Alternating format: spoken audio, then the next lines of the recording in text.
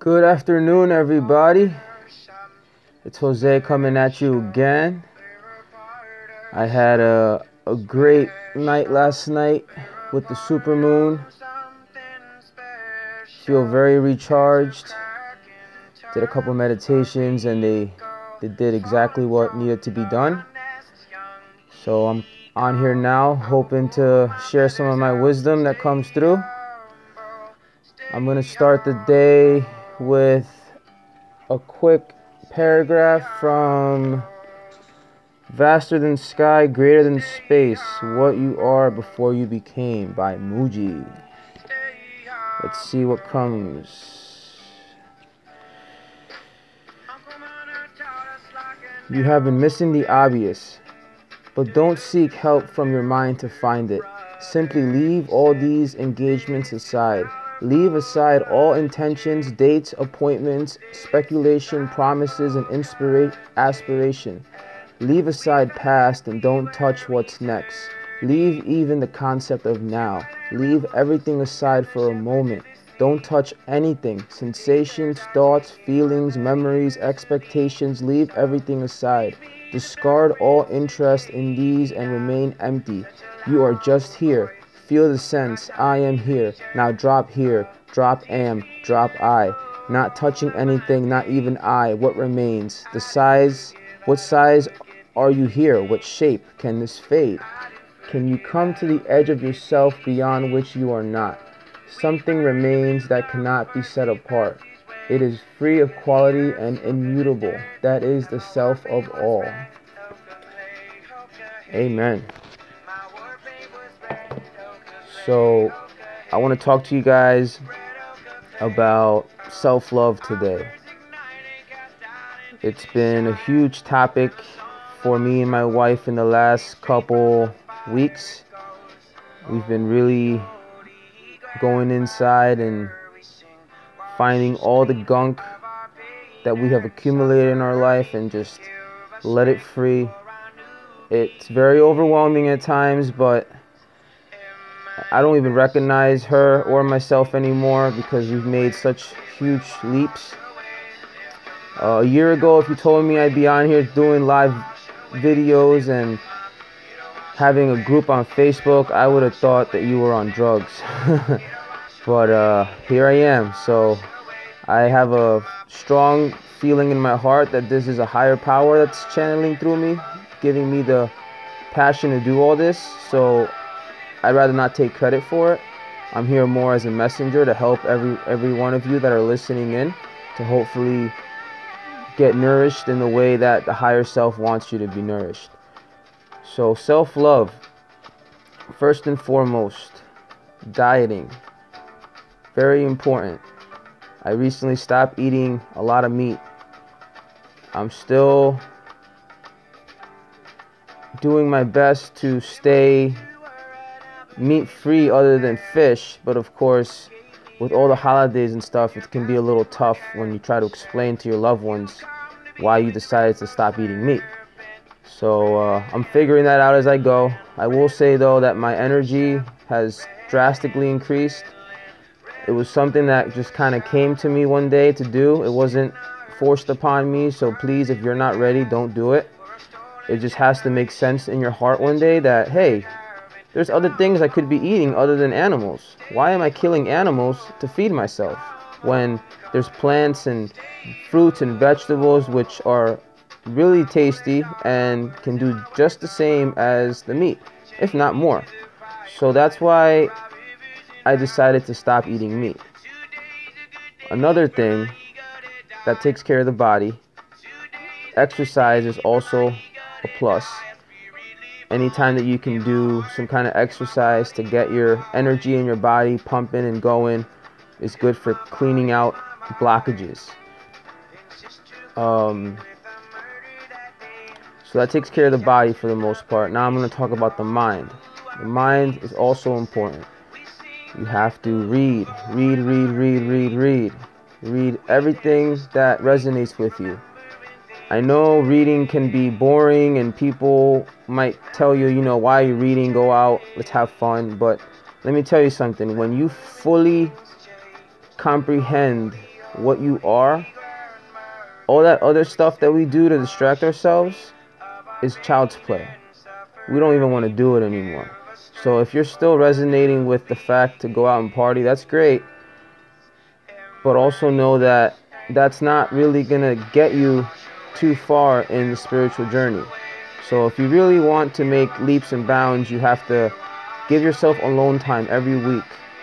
Meditate, read, watch documentaries that educate you about things that mainstream media doesn't. So very important. I have a ton of books and content that I could share with you if you need somewhere to start. So that's mind, that's body, and now soul. Like Muji was saying, who we think we are isn't who we really are. And it's time to awaken to that. And I'm sure a lot of you already are. And that's awesome. And when you start to awaken, you start to realize that there's almost a virus in you called the ego, or the psychological mind, or the monkey mind, or the devil. I mean, there's so many different terminologies for it. But basically, now it's time to cleanse that part of you, because that's the part that has been holding you back. That's the voice on your shoulder that tells you to go and do something that you shouldn't do. If you sense it in your heart will always tell you what is right and what is not. And not right and wrong in the way that we intellectually know it. It's more of a being on point or not on point. Kind of like when you shoot a ball in a three hoop in basketball and you get 3 points, when it goes right in, that feeling you get where it's like, yeah, like I did that. It's similar to that, where you just feel like things lined up perfectly for you at that moment. So always follow your heart, always find that intuition in you, even if your mind is telling you, come on, that's crazy, why are you going to give that homeless guy $20? Like, you know, you work hard for this money. If your heart tells you to do it, you better do it. Because I was just listening to Conversations with God, and they gave a beautiful example of how you walk by a homeless guy, they ask you for money, you have money, but your mind keeps convincing you, from giving them $20 to $10 to $1, finally you're giving them pennies, and you're walking away feeling worse than you did before you met them. And so are they, because they feel like, you know, they're scum, and you don't have any money for their time or their worth, and you just give them, you know, pennies and dimes. Meanwhile, even if you would have given them $5 or $10, the feeling you would have gotten from that, and the feeling they would have gotten from that, would have rippled out and created so many more positive effects in the world. But because our mind tells us, oh, you need that $10 more than they do, which isn't true, because, you know, they're out on the street without anything to eat. Because you decide not to give them that, now it's almost like you denied God into your life, and you told God, I know you sent this experience into my life, but I don't choose to deal with it. I don't choose to go with it. So you can keep that. I'm going to keep doing, you know, what my mind tells me is right. I know you keep telling me to do things differently, but you know what? I have the ability to do what I want. And unfortunately, God has no choice but to say, fine, until you learn how to fully live in truth and faith, I will not be able to fully help you. And when you start to fully live in faith and trust, and live from the heart's will, not my will, not the mind's will, the synchronicities and the things that you will see all around you are going to rock you on a deep level. And you're not going to know how to handle it at first, but just stay on it. Keep doing what you're doing that's working, and your life will literally turn into heaven on earth.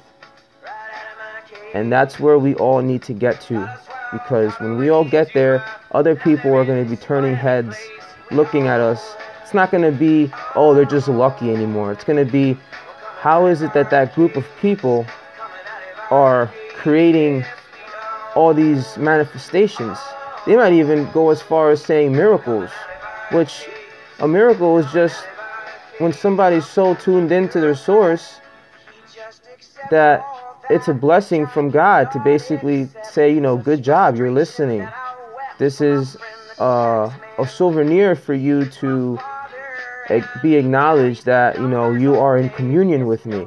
And that's a beautiful thing. So I hope we all find that place. I'm not fully there yet. There are days where I have my hiccups. So please don't think that I'm over here talking and acting like I know everything. A lot of this stuff just kind of comes to me as I'm speaking, and I watch myself and learn from. So I hope that helped everyone. Thank you for the support again, and the group is growing like wildfire, and it's amazing to watch. I'm reaching out to every one of you that I can. I want this to be a family. I don't want this to be just some group on Facebook. I want this to be something that people talk about. And I mean, I envision this thing going so big that, you know, we make the news for the biggest group on Facebook. But that's just coming from me from who knows where. And that's just where I want everything to go. So who knows? It might not. But until then, I'm just going to keep doing what I've been doing. All right, guys? Peace. Love y'all. Have an amazing day.